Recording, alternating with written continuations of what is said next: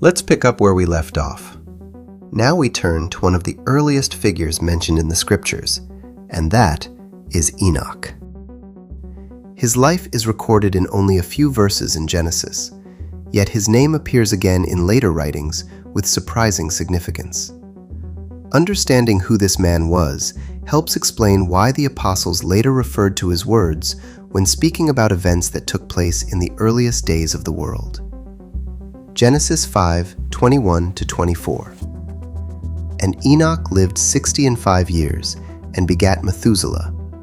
And Enoch walked with Elohim after he begat Methuselah 300 years, and begat sons and daughters. And all the days of Enoch were 365 years. And Enoch walked with Elohim, and he was not, for Elohim took him. This brief passage introduces one of the most unique figures in the early history of humanity. Enoch is described as someone who walked with Elohim. The phrase suggests a life lived in close relationship with the Most High. His walk was so distinctive that the scripture records something unusual about the end of his life.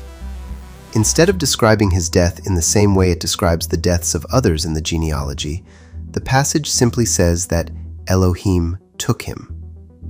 The brevity of this description leaves many details unexplained, but it highlights the significance of his life. Hebrews 11:5. By faith, Enoch was translated that he should not see death, and was not found, because Elohim had translated him.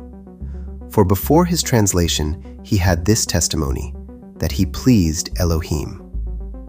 The writer of Hebrews expands slightly on what Genesis records. He explains that Enoch did not experience death in the same way as other men. Instead, he was taken by Elohim because he pleased him. This verse confirms the importance of Enoch's life and testimony. It also shows that his example continued to be remembered long after the early generations of humanity. Jude 1:14-15. And Enoch also, the seventh from Adam, prophesied of these, saying, Behold, Yah cometh with 10,000s of his saints, to execute judgment upon all, and to convince all that are ungodly among them of all their ungodly deeds which they have ungodly committed, and of all their hard speeches which ungodly sinners have spoken against him. Jude reveals something remarkable. He states that Enoch prophesied about the coming judgment of Yah. The prophecy describes Yah coming with thousands of his holy ones to bring judgment upon the wicked. What stands out here is that Jude introduces this prophecy as something already known. He does not explain who Enoch is or where the prophecy comes from. Instead, he simply states that Enoch spoke these words. This shows that the early believers were familiar with traditions connected to Enoch that extended beyond the brief mention recorded in Genesis.